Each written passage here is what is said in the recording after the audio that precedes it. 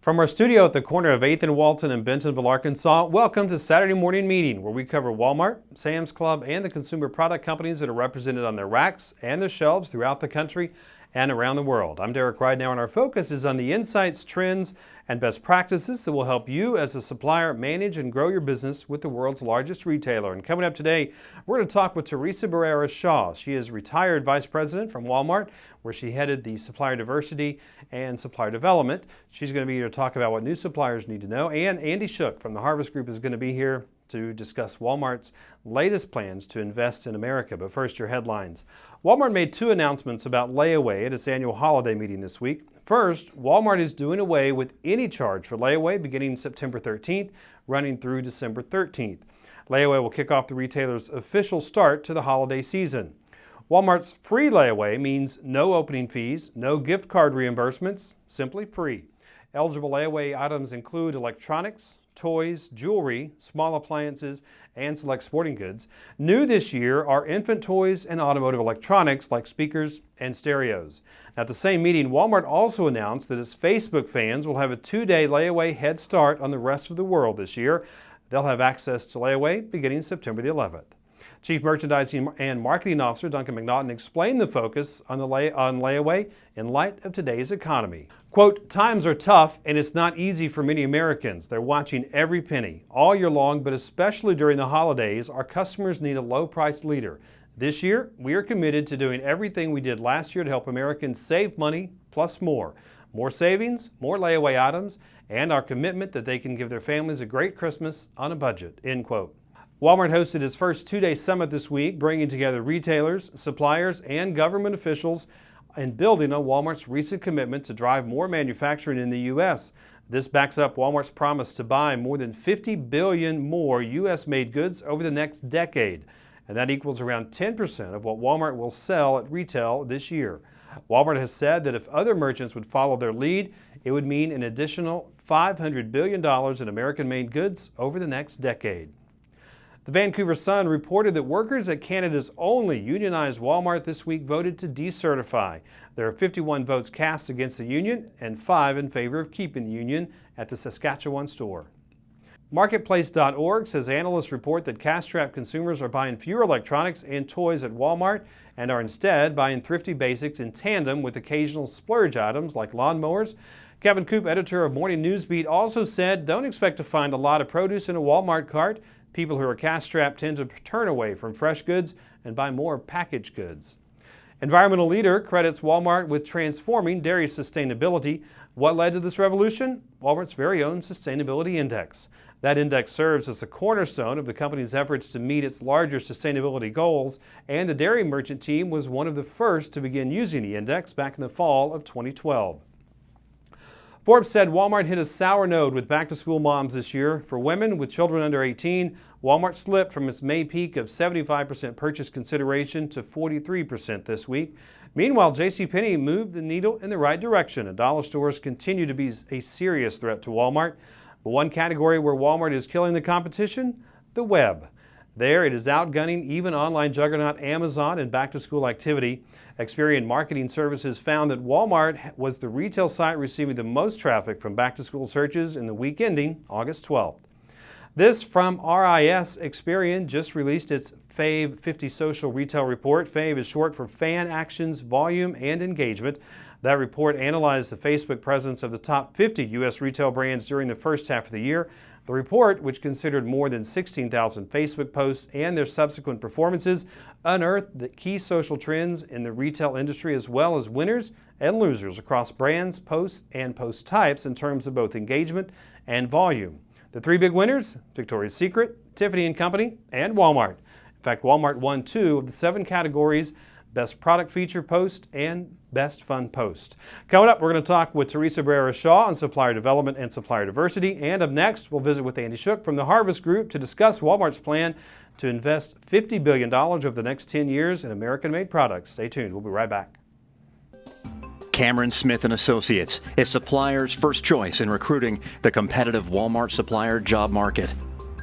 We connect qualified candidates to CPG jobs in Northwest Arkansas and across the country.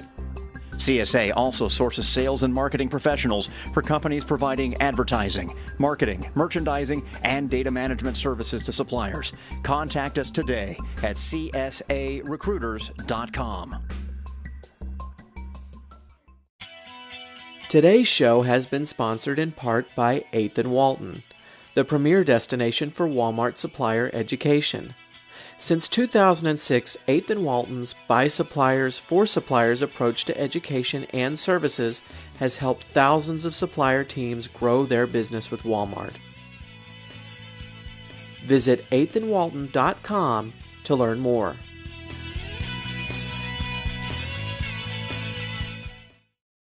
Welcome back to Saturday Morning Meeting. We just discussed that Walmart is investing $50 billion in American-made products over the next 10 years. With me now is Andy Schuch from the Harvest Group. Andy, thanks for coming in. My first question as I was reading this story is one of somewhat skepticism, because 10, 15 years ago, Walmart had Buy American, big campaign. Yeah. Is this, and the first thing that crossed my mind, and we'll discuss this, is this simply a PR tactic? Because Walmart had a horrible second quarter. Yeah. I mean, not horrible relative. It wasn't that bad, but obviously sales were down, trips are down. Is this a way to get consumers to come back in and kind of feel good about buying American-made products at Walmart?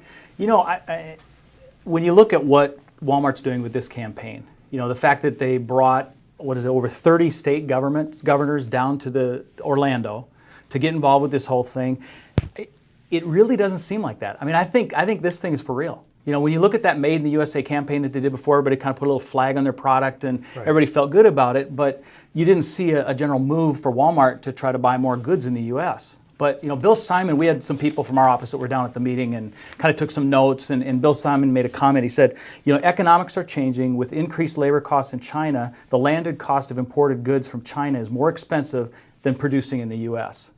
And I mean, just a statement like that to say, hey, we think we can actually do it cheaper in the U.S., but it's going to take time. And it's really going to take, I think, a real concerted effort within the supplier community to really say, hey, let's move this to the U.S. But I think Walmart's the place to do it. Well, and you and I had talked about that, where Walmart is probably the company most positioned to be able to do this, because if I'm a supplier and I'm going to start making products here and pull some of that labor costs and those products back from China, and Walmart's committed to buy them $5 billion a year over the next 10 years, or $5 billion annually over the next 10 years. Yeah. That's a pretty good thing. And to your point too, with 30 governors in the meeting, several of them talked about some industry that is actually coming to their state, some big investment that companies are putting up. I tend to agree with you. Now, on the surface, when I first read this, I thought, yeah, it's a PR scheme. But as you read more into the story, you get the sense that this is really trying to generate jobs here in America. Certainly got some political teeth to it with the governors. Yeah. Companies investing money. And the other thing that you and I talked about, while this is great for Walmart, it's not just about Walmart. This is about suppliers bringing jobs back to America, producing American goods, which Target's going to benefit from, Kroger's going to benefit from, Kohl's, I mean, you name the retailer, they're all going to benefit. So it's not just Walmart investing money with suppliers and getting exclusivity to those products. This is going to be good for everybody. I think it is. And I think what you're going to see is, I mean, there's going to be some big winners in this. There's going to be some companies that are going to increase in millions of dollars worth of business that they didn't have before. And you're going to see other companies that are going to lose. Those that are maybe skeptical about this, thinking, well, maybe this isn't really going to happen. I'm going to keep my business here. It makes more sense for me to do that. But, you know, I mean, America right now, we need jobs. And especially, you know, these manufacturing type jobs that you need skilled labor to go out and do those types of things. And they talk a little bit about that, about the training that's going to have to be done to make those things happen. And I think, you know, as Walmart kind of helps get this thing started, and that was one of the comments that Mike Duke made. He said, you know, the biggest challenge we face is getting started. And that's you know, that's really true. That's right. You know, but the bottom line is Walmart's got to find profit in this somewhere. And I think they're going to profit from this in a lot of different ways. But I think the biggest way they're going to is really bringing these suppliers here to the United States and more American jobs. A lot of Americans shop at Walmart, and I think that's one of the biggest benefits that they could see. I think the challenge has to be what does the cost look like? Because Yeah. as we talk about the economy, obviously we need jobs here in America, and the hope certainly is that as these companies invest and more jobs are created, that incomes begin to go up, or at least people have more discretionary disposable income. I think the trick for Walmart is going to be, and the other suppliers, is can they keep the prices relatively consistent with where they are? Because as much as I want to buy American, when Right. it comes down to standing at the point of purchase and making those decisions, is it really worth me doubling the price, doubling the cost to buy something American made versus something imported from China? And I think that's where they're going to have an opportunity to work that out. Well, and I think Duncan also made another comment in this meeting. He says 2 words make this happen. He says partnership and collaboration. And I think that's really the key. You know, if Walmart can partner with some of these suppliers and make this thing happen, and you've seen some of the stories, you know, you've read some of the stories about companies that they're already in collaboration with to make some of these things happen. I mean, I think that's going to really be the true test. Can they really come together? Can they trust one another enough to make this happen? And I think that's what Well, I think Walmart's got, they certainly can be trusted. North Carolina-based Renfro bringing in, so they're investing an additional $14 million, creating almost 200 new manufacturing jobs. No Nonsense is in also North Carolina, investing up to $28 million. So I think when you've got a commitment from somebody like Walmart says, look, we're committed to doing this, we're in, and we're going to guarantee you $5 billion a year to anybody who's making stuff in America. I think this goes beyond just being a PR tactic. Well, I think I can guarantee you corporate affairs and public affairs are going to be all over it and out there touting it. But I think that this goes beyond just a PR and marketing scheme. I think this truly is Walmart getting serious about investing jobs here in the U.S. and investing in their suppliers to make things better for everybody and really to kind of get over the recession, which I know it's supposed to have been over a while back, but I still think people are struggling with the money. We know that Walmart shoppers are. We talked last week about how they don't seem to have as much money because of gases and taxes. So let's hope that that something turns around. Well, and we're starting to see some movement on as well. Nikki Haley, she spoke at the year beginning meeting. The governor of South Carolina. Yep, governor of South Carolina. I was at that meeting, and I remember hearing her speak, and I'm thinking, well, who's going to respond to this? And after hearing Governor Haley speak at the year beginning meeting, the company Element Electronics met with her team and will be opening a manufacturing plant in South Carolina in the 4th quarter, producing TVs for Walmart and creating 500 jobs. Nikki Haley is a great governor, and it's great that she's going to bring that. And it's great that Walmart's involved with that. It is. Andy, thank you very much for coming in today. Need you to stick around because on the other side of the break, we're going to talk with Theresa Barrera-Shaw. She is the former Vice President over Supplier Development and Supplier Diversity at Walmart. She's going to talk to us about what some new suppliers and some minority-owned suppliers should be doing to help improve their business at Walmart. We'll be right back.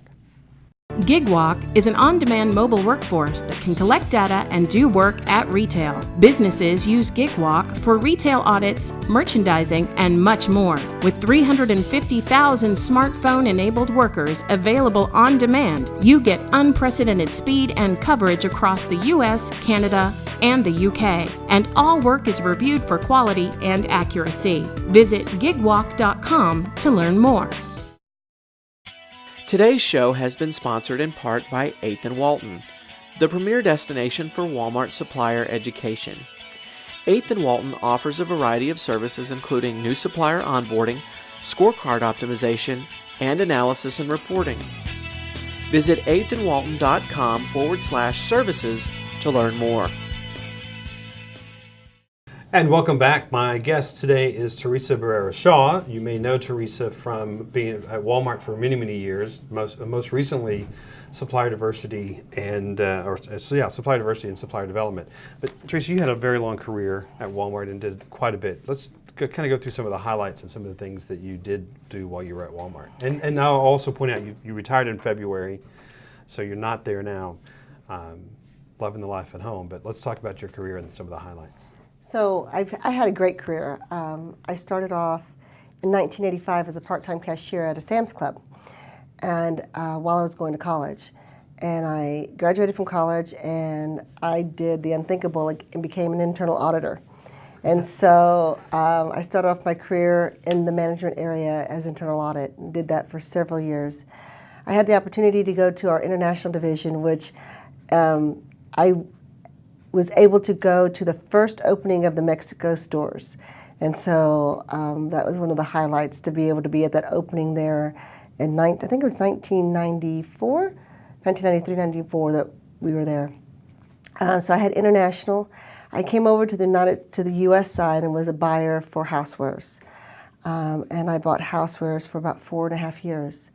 I got promoted to be a DMM for the seasonal area, Department 18. And I was a DMM from 1999 to 2007.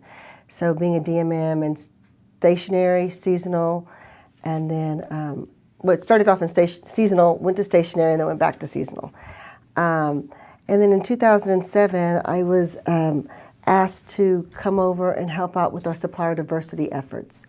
They wanted a DMM to understand what the buyers were doing. So I started our supplier diversity efforts in 2007 when we only did about $4.2 billion, and then last year we ended up about $11.8 billion in diverse suppliers. In about 5 years. About 5 years, so over doubled it. Wow. So great job. So out of all your career, you obviously were in several different departments. Which department was probably the most challenging for you? Seasonal was probably the most challenging. Stationary was also a lot of fun because it was so diverse in everything that they did. But seasonal departments, you started from scratch every day. Every season you had a blank piece of paper. The buyers would go out and find new trends, what was going on, and start it up from scratch. Some of the same items come back every year, but you had a clean slate every year, so that was fun. Stationery was challenging because it was replenishment, and you had books and magazines that were changing all the time. You had party supplies and cards, and then you had your back to school, back to college office supplies areas. What's going on now? Which is going on now, big time. So I'm really feeling for Eddie Tutt right now, just because I know what he's doing. So out of all those areas, what departments did you see were really challenges for suppliers? I think when I ran supplier diversity and supplier development, the challenges that I saw were suppliers being prepared to come into Walmart and bringing a value proposition to a buyer. And why should the buyer meet them, and what is the value proposition, and are you a same-o, or what do you bring in that's going to bring value to our customers? And I really believe that the Walmart buyers truly have the customers in the middle, with the customers as focus. And so if you can bring a value proposition to them of why it's important to the customer versus just the same-o and a me too, then the buyer's going to listen. So that's always, it's a great item, but what's your value proposition that they want to bring to it? Suppliers obviously want to do well, and they want to sell to Walmart. We were talking earlier about how suppliers think that they just get into Walmart, everything's going to go great. It's 4,000 stores. How could I possibly go wrong if I get this? It's a big windfall. But you were telling me that there are some things that suppliers really need to know before they ever step foot in the home office over here and call on a buyer. You know, so the last year and a half that I was at Walmart, I had the supplier development area. And what did that consist of? That is our supplier agreement. And did everybody understand everything that went into a supplier agreement? And there's a lot of stuff that goes in there. But what suppliers don't understand is before you even can sell an item, there is a lot of work behind the scenes that has to happen before you can even qualify to be a supplier for Walmart. And it could be costly. If you're a really small company, do you understand what that cost is? You have the D&B that you have to purchase. You have to, if you're a food supplier, you have to have a food audit. You have to have a UPC code. You have to have your insurance. And you have to figure out how you're going to logistically ship it and get your orders, and how you're going to receive all that. And so small suppliers, even medium-sized suppliers, don't understand everything that goes on behind the scenes before you're actually ready to meet a buyer and say, yes, I'm ready to go. Because if the buyer's ready and they like your item and they're ready to go, they're going to move fast. And so you don't have really time to do all the back stuff if if the buyer is excited and ready to go. And the last thing you want to do as a supplier is get a huge order and then have to call the buyer and say, I can only ship about a third of that. Exactly. Or even half. Exactly. It doesn't set you up for success. Suppliers obviously want to do well, but sometimes their judgment has kind of been misplaced and they may focus on things that don't really need to. Have you seen, tell me about some of the well-intentioned disasters that you've seen. So one of the well-intentioned disasters, I would say, is suppliers know their product, right? They have to be an expert in that product, and they have to show the buyer that they are the expert. And the buyers could ask questions just to make sure that you are the expert and that you know what's going on in the market. But one of the things that suppliers don't come prepared to do is do your homework. I mean, you may know your product, but do you know what's on the Walmart shelf? Because let's be honest, if something goes in, something has to come out.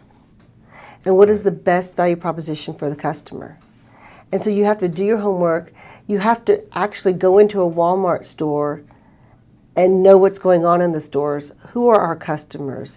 What is, what's on the shelf? What's moving? What's not moving? What price are you bringing in at? If everything on the shelf is at a retail of $3.95 and you're bringing your cost in at $4.95, either you haven't done your homework or you've got to explain why that value proposition, and will our customers meet that?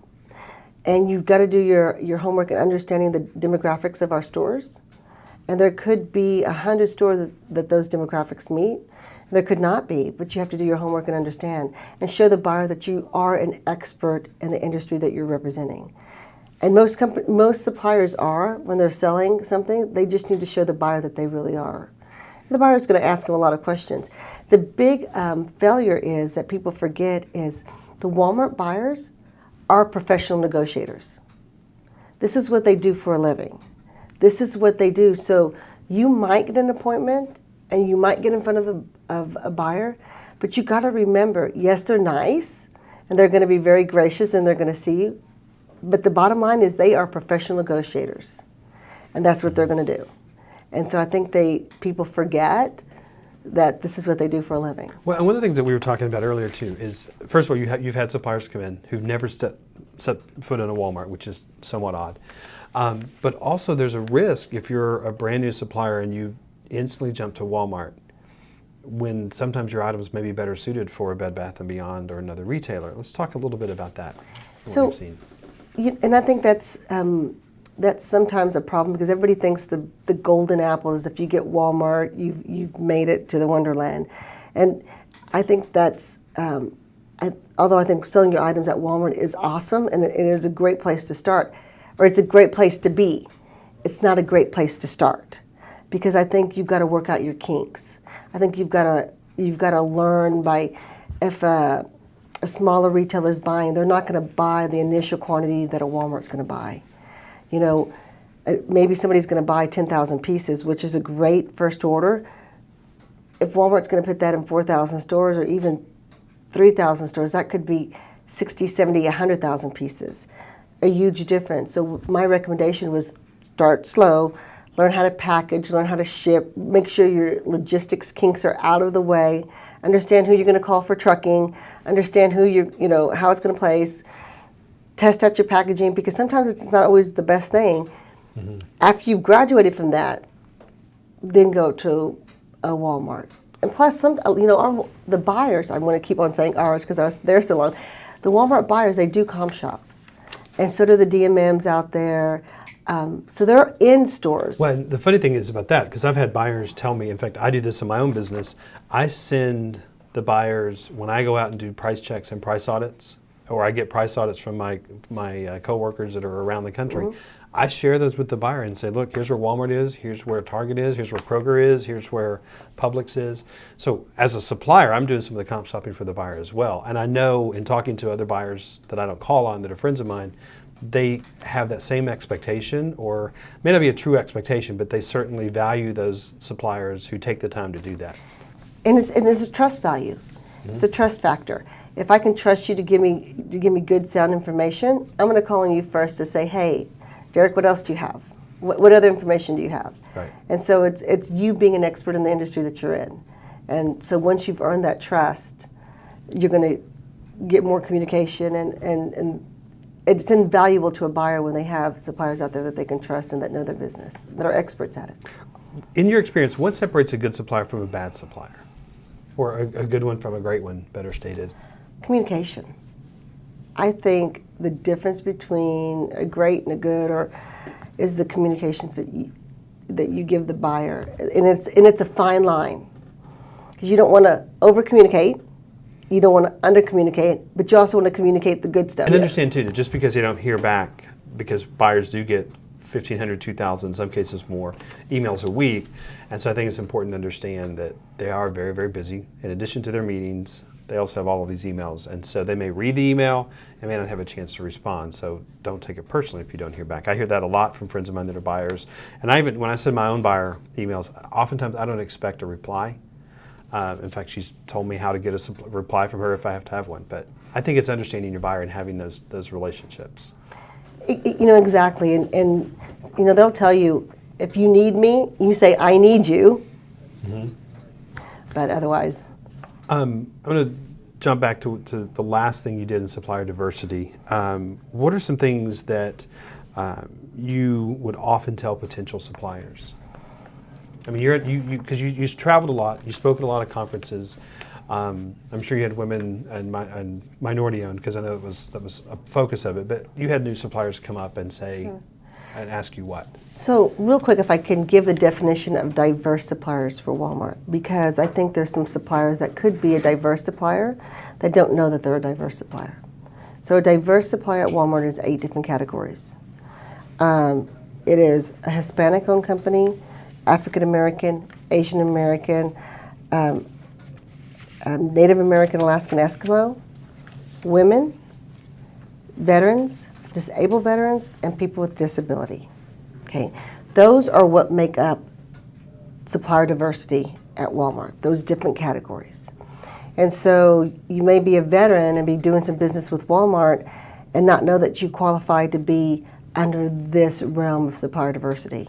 Your company may be women-owned and not know it, or not know that they really look down and say, oh, she owns 51 and he owns 49, that's a women-owned business.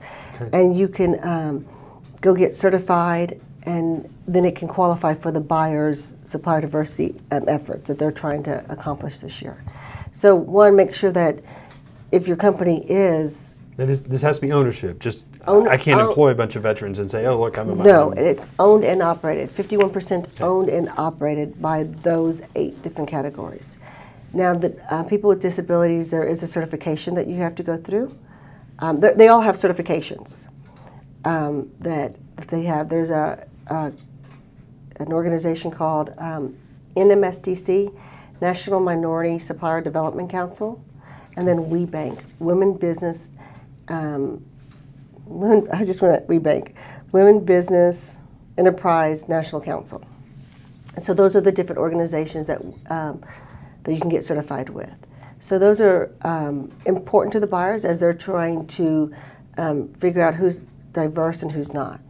So those are the 8 categories. So really, a diverse supplier should start the process with those organizations before they ever bring it to Walmart? No, not necessarily. Okay. You can be in the process and be doing your items, or the buyers could ask you, and the buyers should be asking now because Walmart set out a $20 billion initiative to do $20 billion with women-owned suppliers over the next 5 years.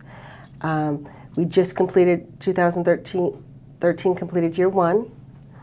Now we're working on year 2, so we're going through making sure that we're getting those. So the buyers are asking suppliers, you want to own business or you're a diverse supplier, and these are the categories. So we want to make sure that if you are one of those, or you could be, let your buyer know, because that's really important in those categories. So what are some of the advantages to that? This is the advantage. If everything is equal. And so let me go back. If, first of all, the buyer is going to pick on the best product for the customer. Okay, Katie bar the door, that should be his initiative. It's going to be the best product for the customer. But let's say me and you are exactly equal. We both have a pin top, and our pin top works exactly the same way. Our costs are exactly the same thing, and you have blue, I have yellow, but essentially I can make a blue and you can make a yellow, and it's Right. everything's equal. Me being a Hispanic woman-owned company would put me that much of an advantage than your company. Okay. You know, so that would be the advantage. Everything needs to be equal for the supplier diversity to take an advantage hit. So if your product is superior over mine, then your product should win. Okay. But if everything else is equal, then hopefully my product will win. So that But at the end of the day, it's what's best for the customer. at the end of the day, everything is the customer is still the focus of what's best.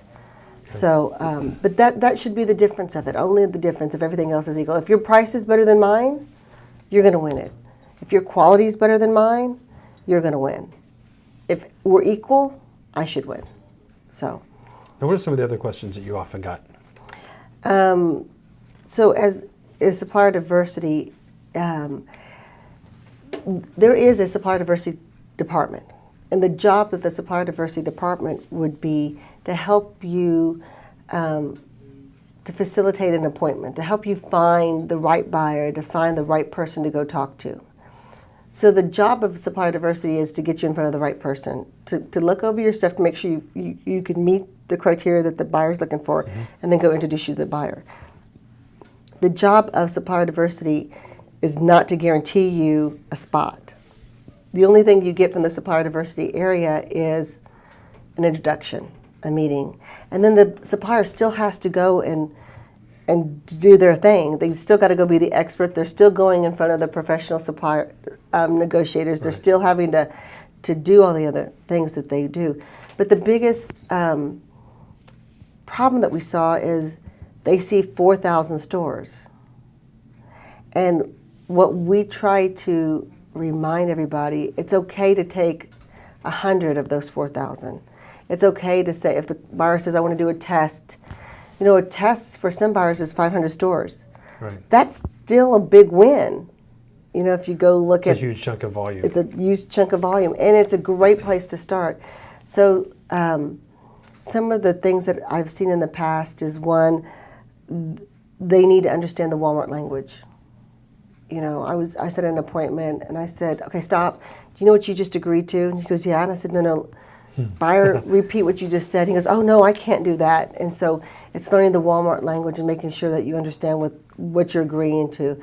And go back and while you have the buyer in front of you, say, to make sure I understand, this is what I agreed to, done, done, done, done.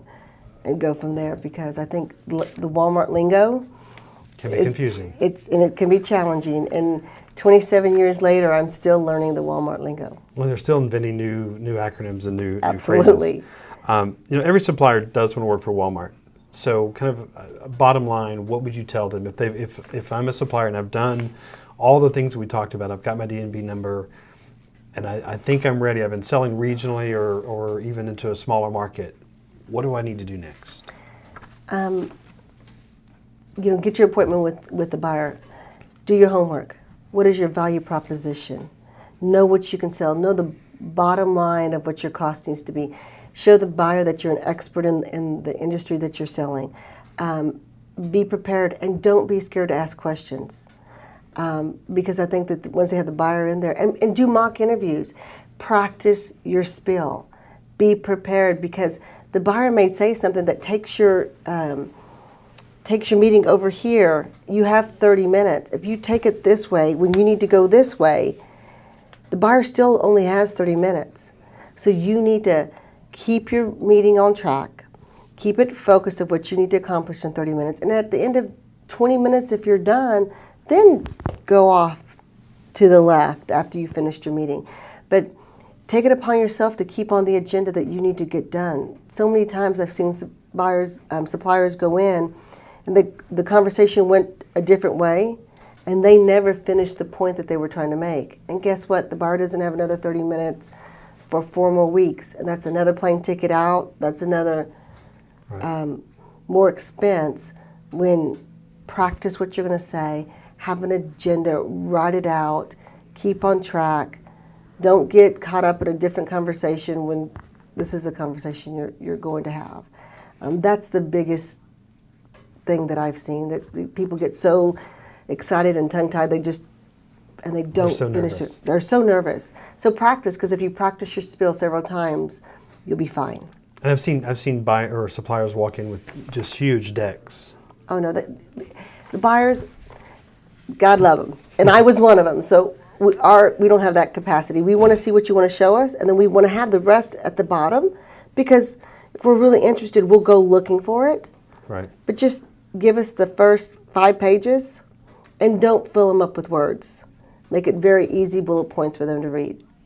That's one of my own my own stuff. When I go into buyer, I cap it at 6 slides. That's it. We talk about it, but yeah. And then if they want it, have it ready to give them. Correct. But if you go in there with a deck this big, they're not even going to look at it, and you've just wasted a lot of time.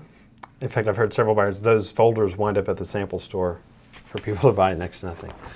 Final question for you. What keeps you up at night? And now obviously you're retired, but when you were at Walmart, what was the thing that really kept you up and kind of was a driving force behind everything you did?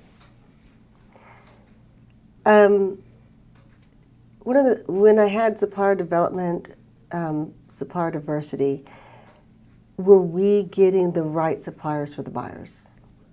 How were we going to get the right suppliers in? Because the buyers want to buy. The buyers truly want to buy what our customers want to buy. If our customers want to buy it, our buyers want to get it into the stores, because here we go again. Well, I guess I do own stock, so I guess we're right. It's all about growing sales. So they want to sell what our customers want to buy. And so how do we make sure that we get the right suppliers in there? And as supplier diversity, how do I make sure that my suppliers are ready to meet the buyers? Again, because once I let them go, the buyers are professional negotiators, and they're going to get the best price for our customers as they can. And so making sure that we bring in suppliers that could service us and that could really make a difference in our stores. Theresa, thank you very much for coming in, and thank you for taking the time to join us. We'd love to hear your feedback and your recommendations and suggestions. You can always email us. The email address is saturday@8thandwalton.com. Thanks for taking the time to join us, and we look forward to seeing you next Saturday morning.